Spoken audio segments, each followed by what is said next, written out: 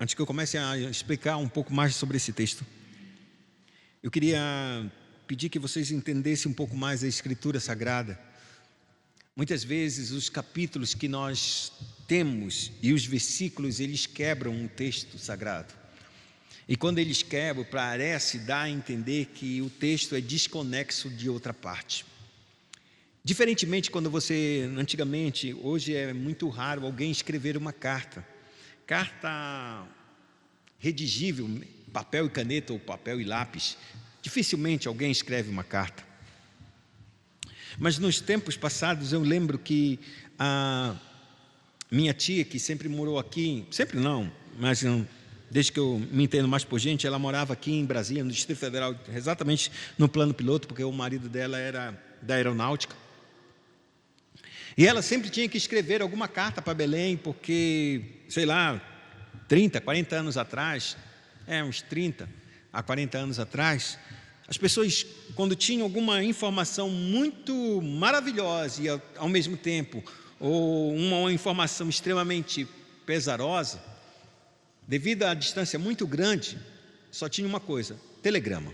E o telegrama sempre foi muito caro, porque cada palavra era um valor.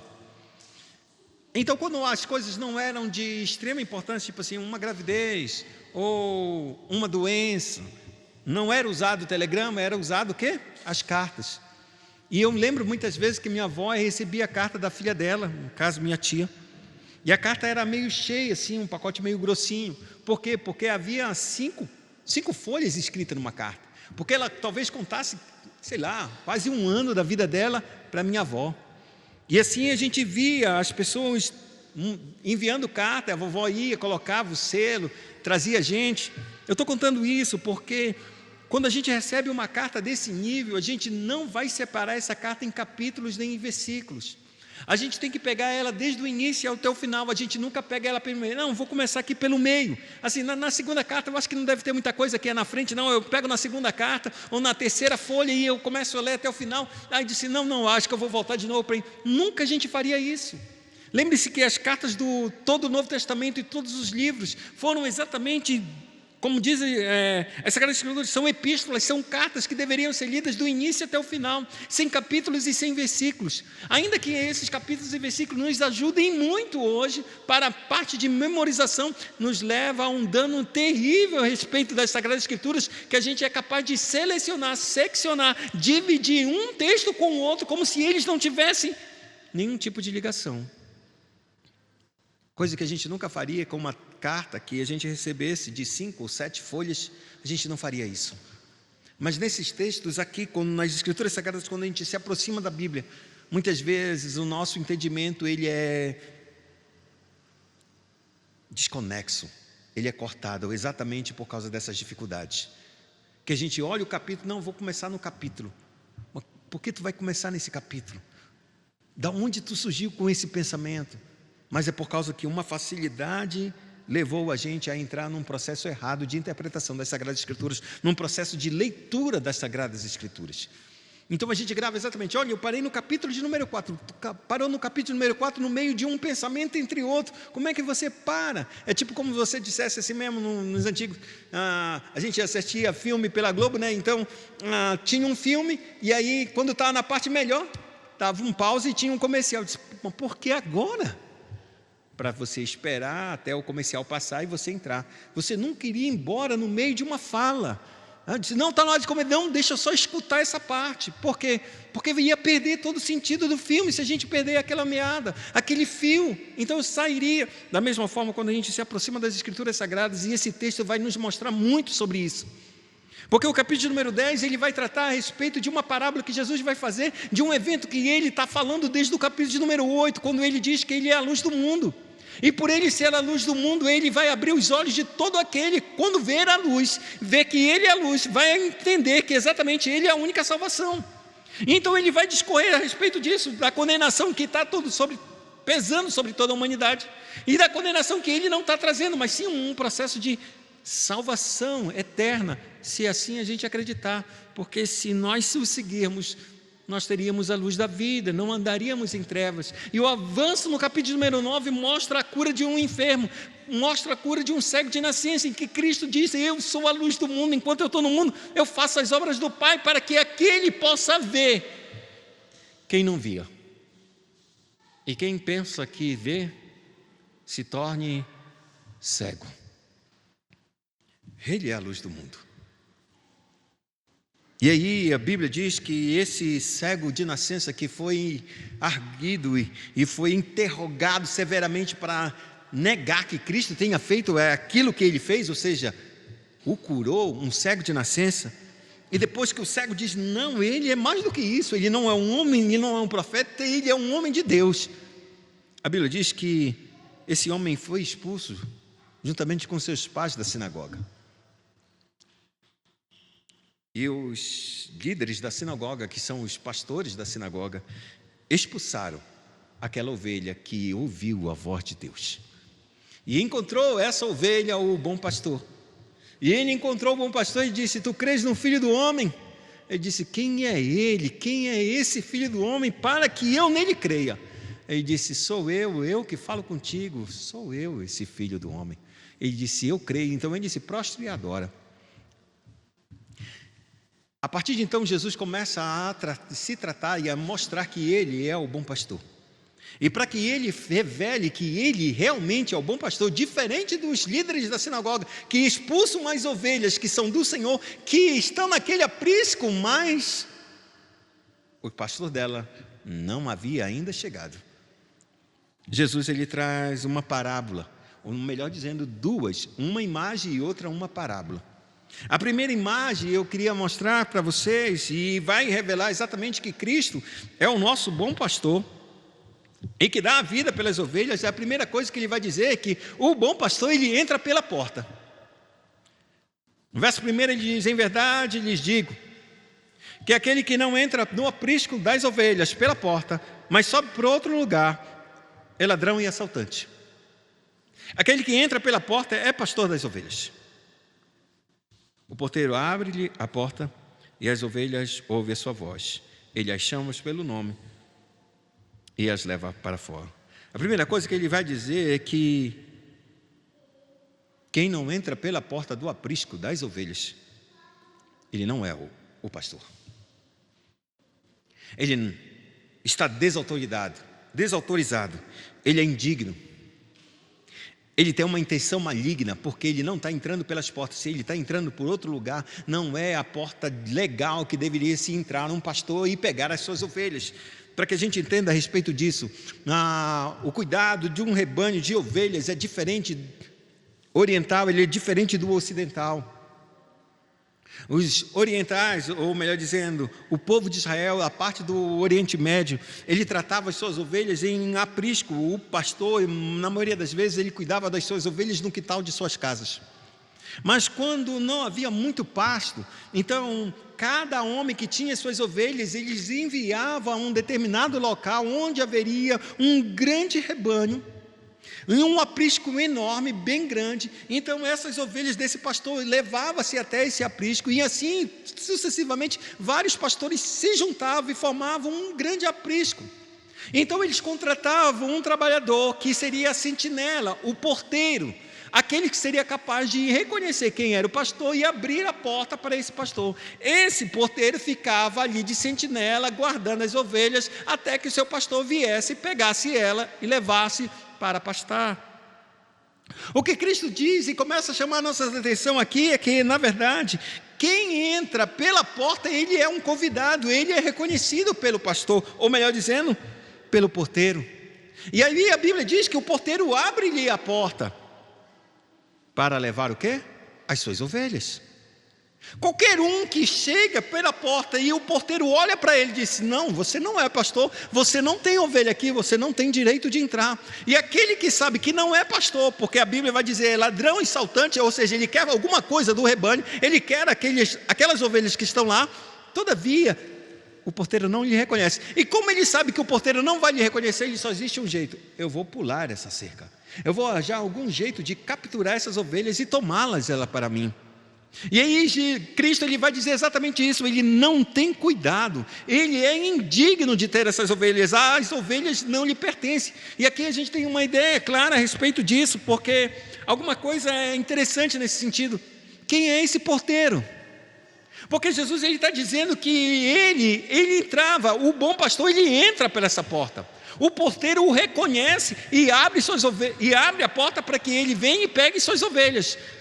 O que eu entendo nesse texto é que esse aprisco gigante que existe no mundo é o mundo, é o próprio mundo, são todas as pessoas, e esse porteiro é o próprio Espírito Santo que abre a porta para o verdadeiro pastor pegar as ovelhas dele. Nesse mundo aqui há muitas ovelhas, amados, e há vários pastores sobre essas ovelhas, porém Cristo ele vai atrás das suas ovelhas, não de todas as ovelhas, mas das suas ovelhas. E o pastor, ou no caso o porteiro, que é o Espírito Santo, ele vai abrir a porta para que aquele que vem a este mundo, e a Bíblia é clara que Cristo veio ao mundo por meio do Santo Espírito, que abriu e desceu o Espírito Santo sobre Maria, e ela concebeu do Espírito. Deus abriu a porta para que Cristo entrasse na vida de uma mulher, fosse gerado e nascesse nesse mundo, e entrasse nesse mundo, com a legalidade de Deus, entrasse nesse mundo, porque a Bíblia diz que esta terra foi dada aos homens, não foi dada a anjos, não foi dada a demônios, não foi dada a mais ninguém, foi dada ao homem. Salmo de número 115 ele diz: os céus dos céus são do Senhor, mas a terra Ele deu aos homens, aos filhos dos homens. Então, para que Cristo tivesse legalidade e entrasse, tivesse autoridade alguma, ou qualquer uma autoridade sobre essa terra, Ele deveria ser homem. E assim Cristo, o próprio Espírito Santo abriu a porta e fez com que Cristo entrasse nesse mundo e pudesse agora, como ser humano e como Deus ao mesmo tempo, 100% Deus e 100% homem, pudesse alcançar as suas ovelhas. Como Cristo lhe falou: eu vim buscar e salvar o que se havia perdido. Mas a segunda coisa que a gente tem nesse texto, para que Cristo se torne um bom pastor, não é somente a legalidade que ele tem de o porteiro reconhecê-lo e poder com que ele entre, mas existe uma segunda coisa: ele conhece as suas ovelhas. As ovelhas dele ele conhece, e a Bíblia diz que ele chama por nome. Ele chama cada ovelha por nome. Como é diferente os rebanhos, como são criados da seguinte maneira: no Oriente Médio havia um pastor, e o pastor ele fazia o seguinte: ele ia na frente das ovelhas e chamava cada uma delas por seus nomes, por algumas coisas. Se o pastor fosse muito dedicado, ele colocava nome em cada uma das suas ovelhas, e assim ele ia na frente e tinha um determinado tipo de, vamos supor, jargão, para que aquelas ovelhas entendessem que o seu pastor estava chamando. E quando ele chamava, as ovelhas levantavam sua cabeça e ouvia, e eles falavam mais uma segunda vez, então elas iam uma atrás da outra, e o pastor ia seguindo, ia na frente. Porém, no Ocidente, seja na Europa, as coisas não ficavam assim, não era assim que os rebanhos de ovelhas eram tratados ou conduzidos para os pastos. Os pastores ficavam atrás, e muitas vezes quem liderava o rebanho, ou levava o rebanho para o lugar que eles queriam, eram cães. Então os cães latiam e direcionavam as ovelhas para um determinado tipo de aprisco ou pastagem. Muitas vezes essas situações acontecem ainda aqui no Brasil, muito comum na Europa. Essa ideia de um pastor ir na frente é muito diferente para a nossa concepção, mas era assim que se fazia. E aqui é interessante para nós entendermos porque Cristo ele conhece suas ovelhas. A ideia clara é que Cristo não somente ele sabe que as ovelhas é dele, ele as conhece por nome. E o que é tão interessante, que o que dá a entender é que essas ovelhas que estão lá naquele aprisco, que nem sabem quem é o seu pastor, quando eles ouvem a voz, ou melhor dizendo, quando elas ouvem a voz do seu pastor, elas o seguem, elas reconhecem a sua voz e o seguem. O que mostra é que quando Cristo ele diz que salva a gente, ele salva e diz que os nossos nomes estão gravados na palma de suas mãos. Todo aquele que Cristo salva, ele conhece por nome, chama por nome. Ele chama por nome. O dia que Cristo rasgar esses céus, e que está bem breve dele vir, Quando Ele rasgar esses céus e aparecer, e todo olho, a Bíblia diz que todo olho verá, Ele vai chamar cada pessoa por nome. E é interessante que Deus, Ele vai dar um nome novo para cada um daqueles que foram salvos, e só Deus e a pessoa saberá o seu próprio nome. Ninguém mais saberá. Hoje, muitos sabem o meu nome. Eu sei o nome de muitas pessoas, ainda que eu esqueça muitas vezes. Mas Cristo está preparando um nome que Ele já tem me dado, e já tem dado a você, se você é a ovelha dEle. E é por esse nome que Ele vai lhe chamar. E esse nome, quando for soado, você vai reconhecer e vai partir para Ele. O que Cristo Ele diz é que esse nome, quem dá nome a uma ovelha pertence.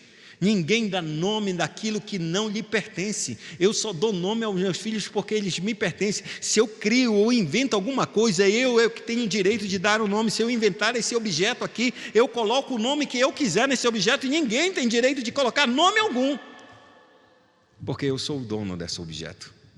Assim, Cristo, quando Ele olha para nós, Ele já nos deu o nome, porque nós pertencemos ao Senhor. E aqui é interessante porque a própria voz, a ovelha, ao ouvir a sua voz, ela o segue.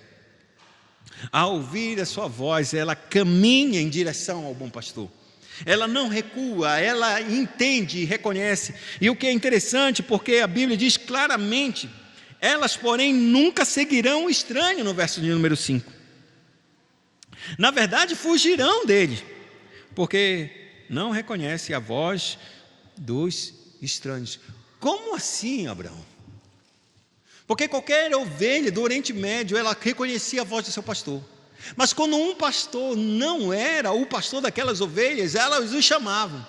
Quando ela chamava, e vamos supor que ele diga o mesmo jargão, ou aquele mesmo lema, que chamaria a atenção das suas ovelhas, ele fala aquela palavra, as ovelhas, levanta a cabeça e ouve atentamente. Então ele vai chamar a segunda vez para que as ovelhas a sigam. Quando eles falam a segunda vez, as ovelhas, elas fogem com medo.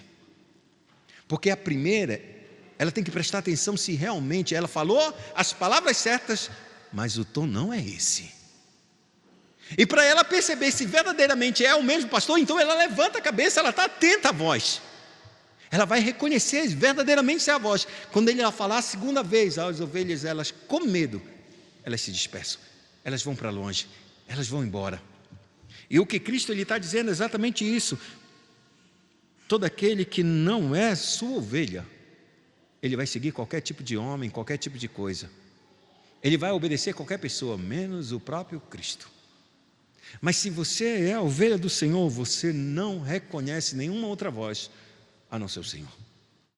Um estranho, e o que é um estranho? Um estranho é aquele que você não pertence a ele, que ele não é o seu Senhor, que ele não é o teu pastor, que ele não é o bom pastor. E nesse texto aqui, amados, esse texto fala muito com os pastores, e agora com o ofício pastoral. Lembre-se que eu sou um pastor, e o pastor de vocês, delegado por graça e misericórdia. Mas antes que eu seja um pastor, eu também sou ovelha, então eu preciso ouvir a voz do bom pastor e me ater a esses mesmos requisitos. Porque se eu não me ater, eu vou cair exatamente nos requisitos que os maus pastores são: ladrões, salteadores e mercenários. E para que a gente fuja disso, eu também preciso ouvir a voz do Senhor e segui-lo. Porque se eu não ouvir a voz do Senhor e não segui-lo, eu estou desqualificado de pastorear as suas ovelhas. O texto diz que quando o pastor ele pega as suas ovelhas, os guia para fora deste aprisco. Deus ele sempre nos salva e nos tira deste mundo. E quando eu falo do mundo, eu falo desse sistema maligno de trevas, em que as pessoas permanecem nos seus pecados e voltam para a igreja, e vivem na igreja, e vivem suas vidas de pecado lá fora, no mundo. Isso é sistema de trevas, isso é sistema de mundo. Isso é um mundo que ainda está no teu coração, ainda está na tua vida, e você não entende isso. Sabe por quê? Porque você ainda não é ovelha do Senhor. Porque o dia que você for ovelha do Senhor, você vai ouvir o Senhor, e Ele diz claramente para cada um de nós: quem me ama, guarda os meus mandamentos. Quem me ama, siga a paz e a santificação, porque sem essa, ninguém verá o Senhor. Não há possibilidade alguma, como Cristo lhe falou, aquele que crê em mim, de modo algum andará em trevas, mas terá a luz da vida. Não tem como eu ouvir a Deus e caminhar em trevas, irmãos. Caminhar fazendo a minha vontade, dos desejos, dos pecados, das minhas ambições, daquilo que eu quero e ir totalmente apartado da vontade de Deus. Por isso que Jesus, ele disse claramente, ele tira essas ovelhas do mundo. Agora vocês não pertencem mais ao mundo. Se vocês pertencessem ao mundo, o mundo amaria o que era seu, mas vocês não pertencem.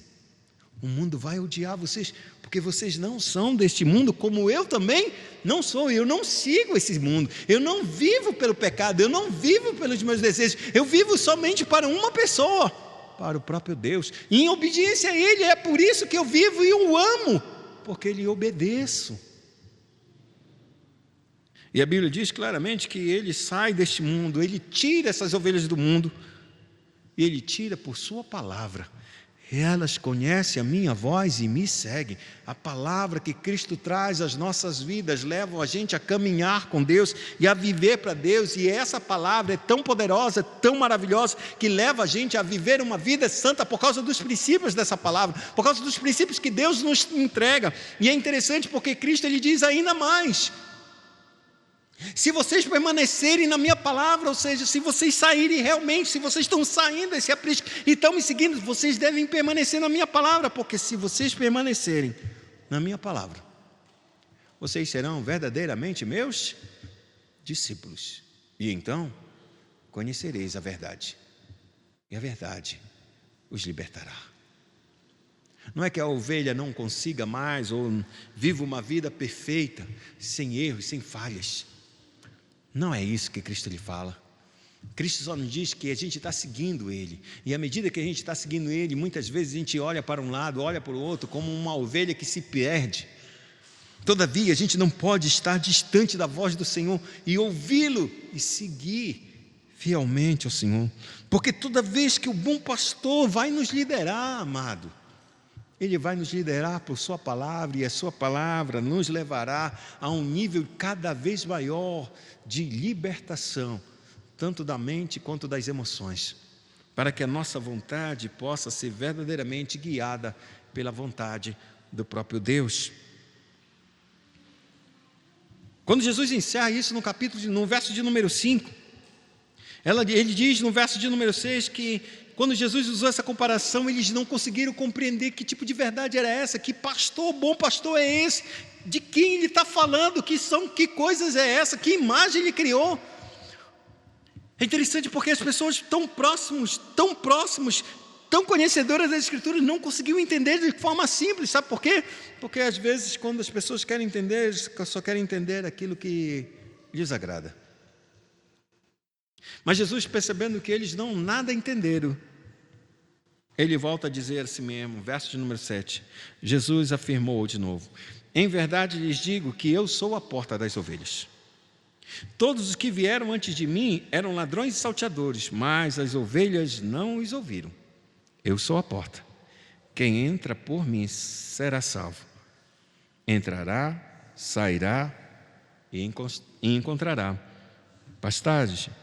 O ladrão vem apenas para roubar, matar e destruir.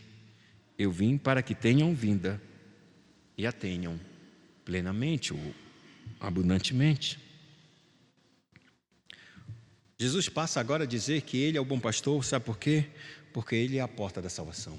Ele não está explicando a analogia ou a imagem anterior em que o pastor tinha que entrar por essa porta. Não, agora ele vai mais profundamente e ele vai dizer: a porta sou eu. Que tipo de porta é Ele? A porta é aquela que verdadeiramente Ele é o caminho, a verdade e a vida. Ele é a própria vida.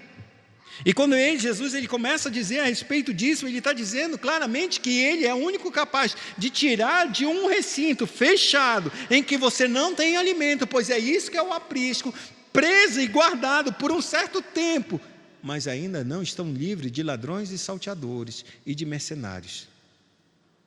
Mas o Cristo que entra e as ovelhas reconhecem, eles vão ter que entrar por essa porta, não há outra porta.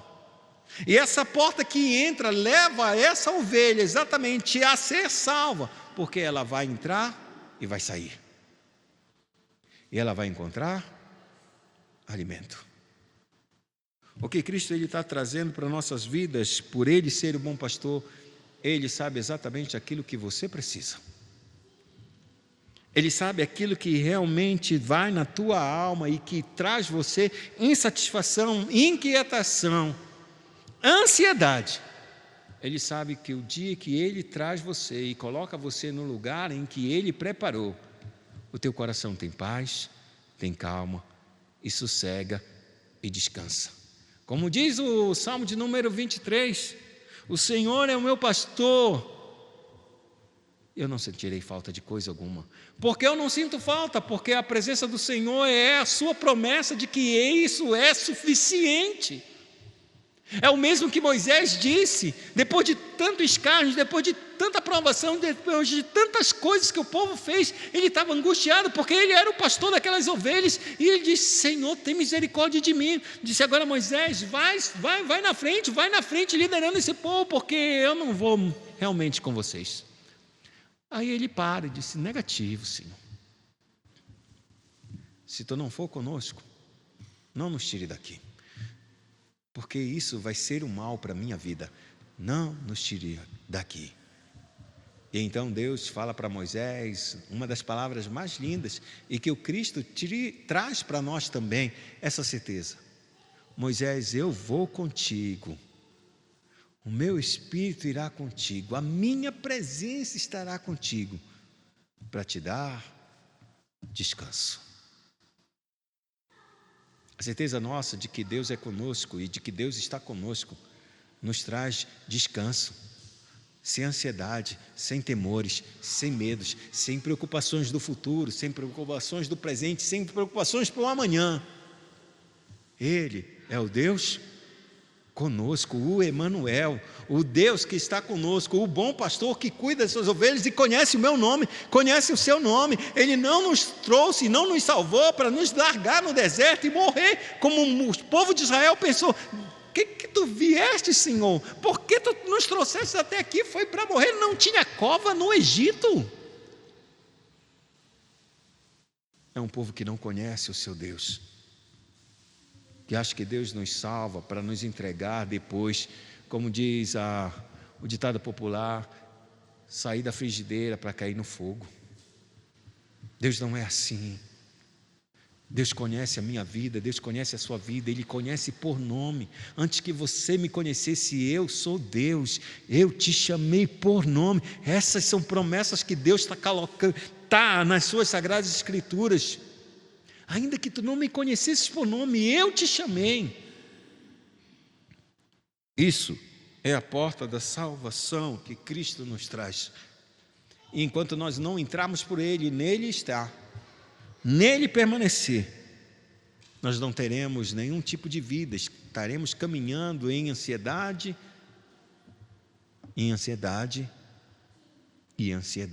inquietações.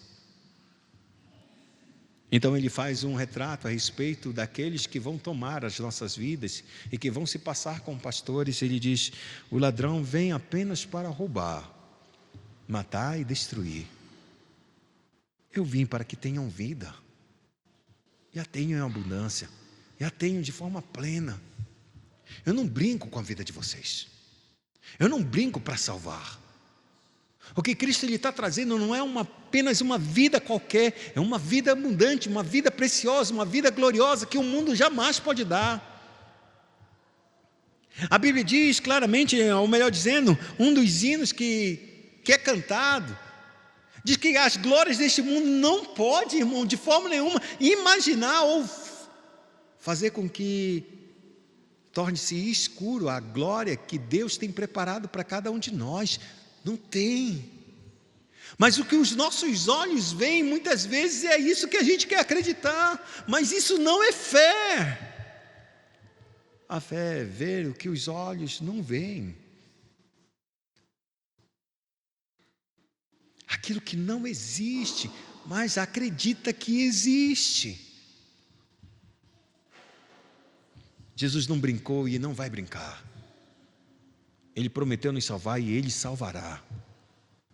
Aquele que começou a boa obra, Ele vai terminar a sua obra.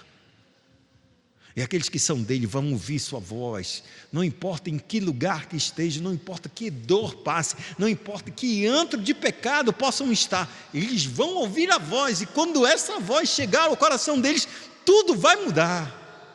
É como exatamente um homem entra num quarto extremamente escuro e ele acende, acerta o interruptor, pá, ele vê tudo.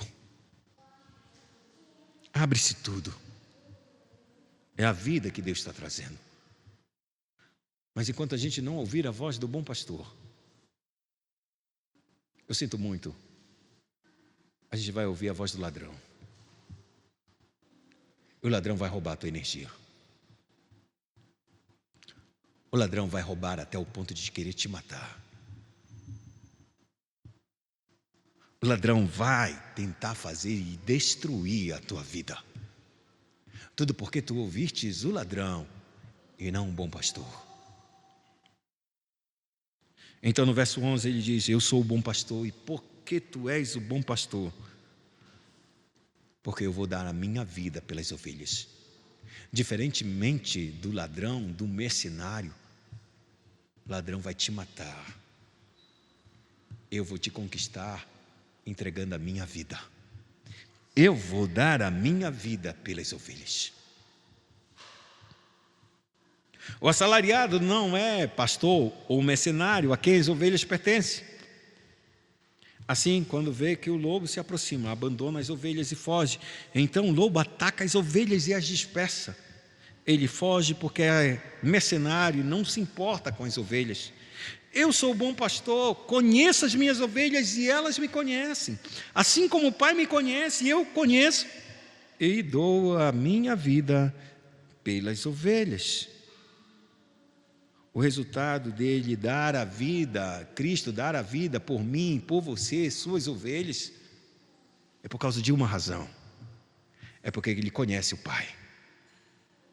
E quando Deus conhece, ou no caso Cristo conhece o seu Pai, o Filho conhece o Pai de fato, ele faz aquilo que o Pai realmente lhe manda, e tudo aquilo que o Pai lhe manda, ele obedece, porque ele ama o Pai, e quando ele ama o Pai, ele não é de forma nenhuma capaz de resistir à sua vontade e não entregar a sua vida pelas ovelhas, porque essa é a vontade do Pai, que ele entregue sua vida pelas ovelhas.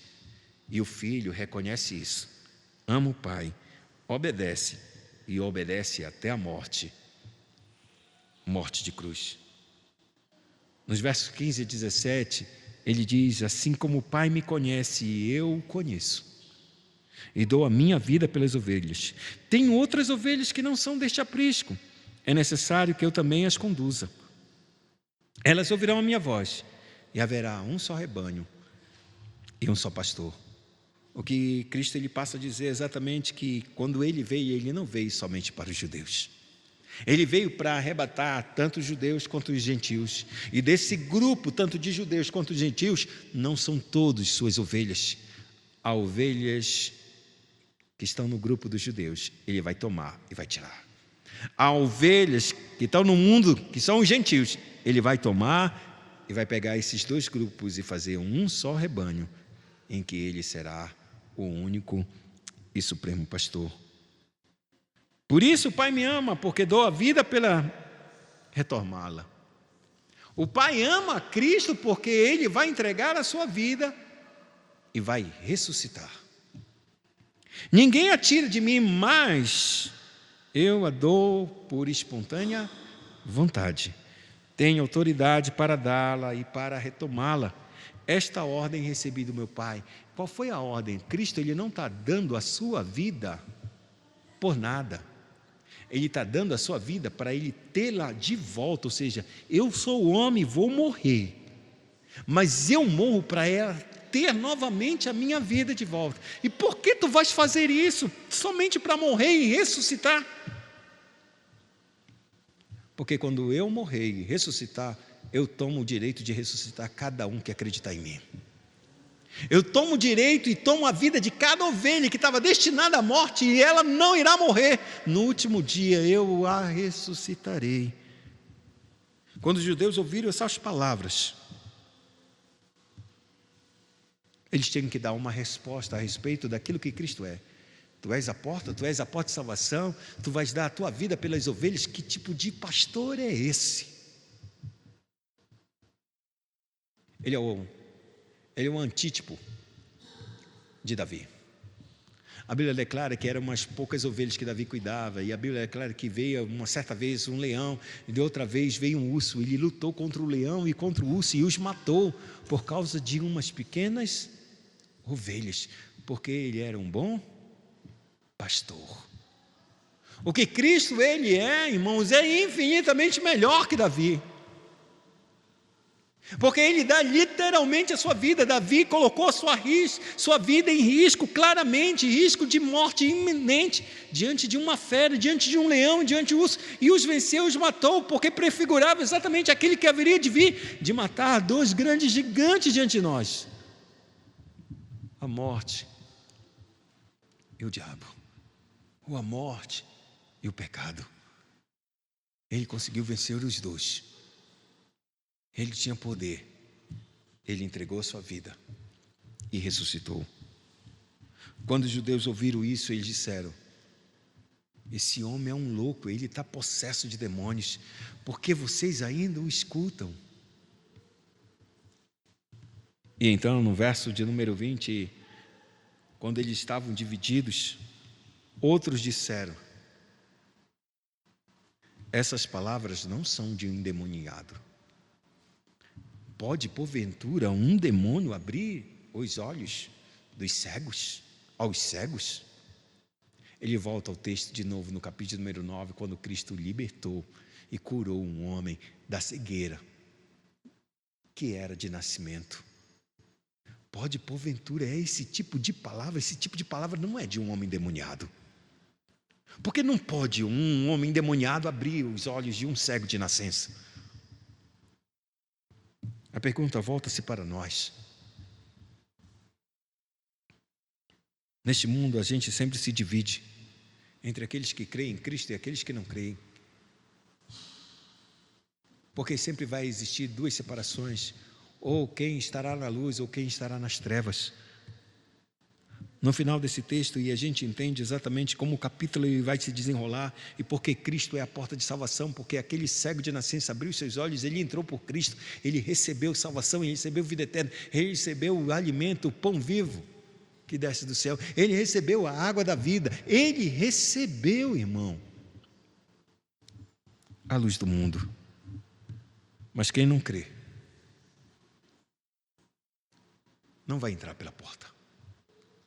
E se você não entra por essa porta, como o próprio Cristo falou, se esforcem por entrar pela porta estreita, porque o caminho é apertado e a porta é estreita, porque são muitos os que estão entrando pelo caminho largo, pelo caminho espaçoso e pela porta larga, mas são poucos os que entram pela porta estreita. Porque o caminho é apertado e a porta estreita, e são poucos os que entram por ela. Se esforcem. E qual é o nosso esforço? É crer que Jesus é o nosso bom pastor e deu a sua vida pela minha, por mim e por você, para que nós não viéssemos a viver uma vida miserável, porque só em Cristo a vida e a vida plena, a começar nesta terra e no porvir. Incline sua cabeça, oremos ao Senhor.